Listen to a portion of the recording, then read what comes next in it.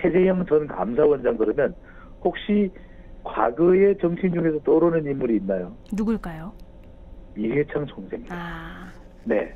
제가 같은 고등학교, 윤석열 같은 전 대학. 총장을 얘기했던 건 이제 뭐 대학마다 이렇게는 얘기해서 그렇죠. 네, 바로 그렇게 얘기를 연관될 했고요. 수도 있는데 감사원장을 한 것까지 똑같습니다. 그러니까 스타일이 비슷하다 보니까 이해창 이 전 대표 총재 대선 후보를 지지했던 층들이 이 최재형 전 감사원장을 지지하는 그런 또 색깔로 나타나고 있거든요.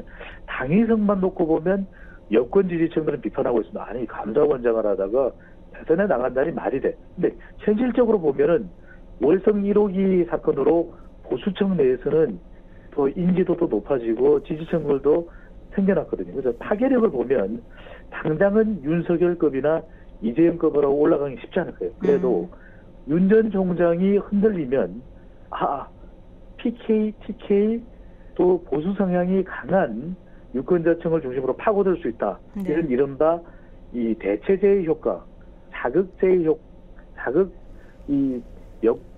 야권 대선 후보들 사이의 경쟁을 더 촉진시키는 자극제 역할을 할 수 있다는 평가와 진단은 나오고 있습니다.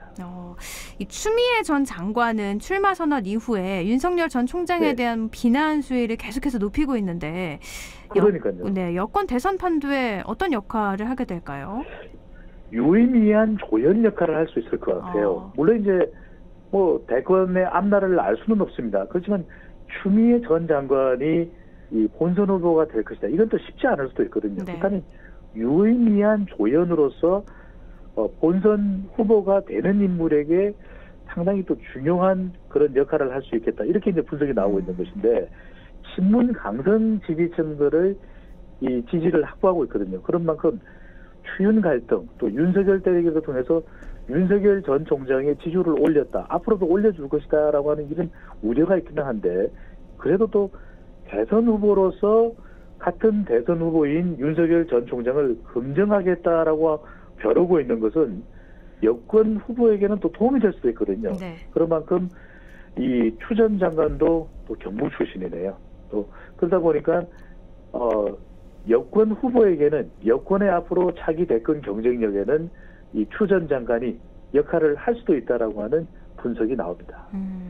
추미애 전 장관까지 봤는데 이 홍준표 의원을 또 안 짚어볼 수가 없어요. 그러니까요. 네, 복당 이후에 첫 행보고요. 윤석열 전 검찰총장이 대선 출마를 선언한 바로 29일 어제 국민보고대회를 선택을 했는데 당내 홍준표 의원의 경쟁력 뭐라고 보세요? 홍준표 의원도 또 대구가 지역구가 있는데 경북 대구로 다 몰렸습니다. 대선 후보의 맛 현상이라고 봐야 되죠. 이미 2017년에 본선 후보가 되었던 홍준표 의원이거든요. 그러다 보니까 이 본선 경쟁력을 충분히 가질 수 있는 인물들 또 다시 한 번 더 본선에 나가도 한 번 경험이 있기 때문에 그만큼 경쟁력을 이 본선 후보가 된다면 경쟁력을 발휘할 수 있다는 것이 또 홍준표 의원의 가장 큰 경쟁력으로 봐야 되니까 영남이죠.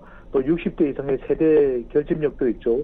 또 보수 이념 기반을 하고 있기 때문에 어제 강제임금께서 말씀하셨던 대로 여의도에서 보고회를 가졌거든요. 번영, 공정, 성장, 또 안전을 강조했는데 윤석열 전 총장이 흔들리면 가장 먼저 반사 이익을 가져갈 인물로 홍준표 의원이 전망되고 있습니다.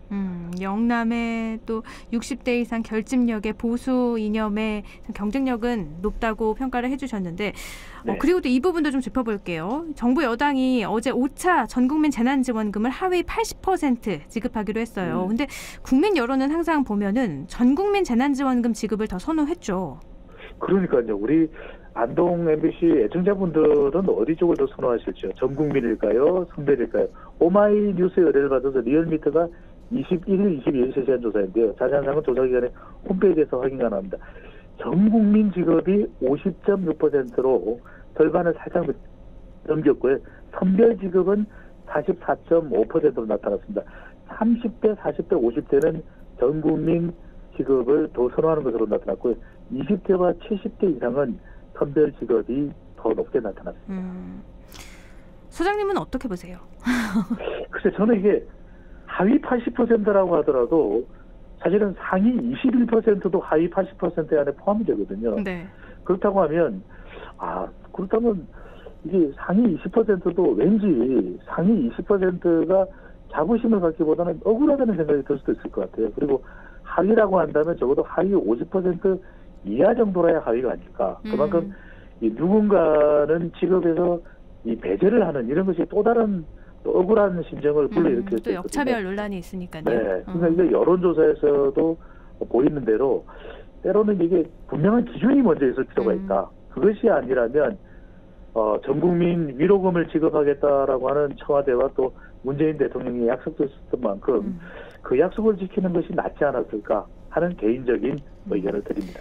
말씀하신 것처럼 하위 80%면 상위 21%도 하위 80%니까 이게 하위가 그러니까요. 맞는지 싶기도 하네요. 그러니까 상위 21%도 하위 80%에 포함되거든요. 네. 국민재난지원금 아직 확정된 건 아니니까요. 어떻게 또 변화가 되는지 그거에 대한 국민 여론도 다시 한번 살피도록 하죠. 오늘은 여기까지 말씀 나눠야 될 것 같네요. 고맙습니다. 감사합니다. 네, 리서치 오늘 인사이트 K 배종찬 연구소장이었습니다.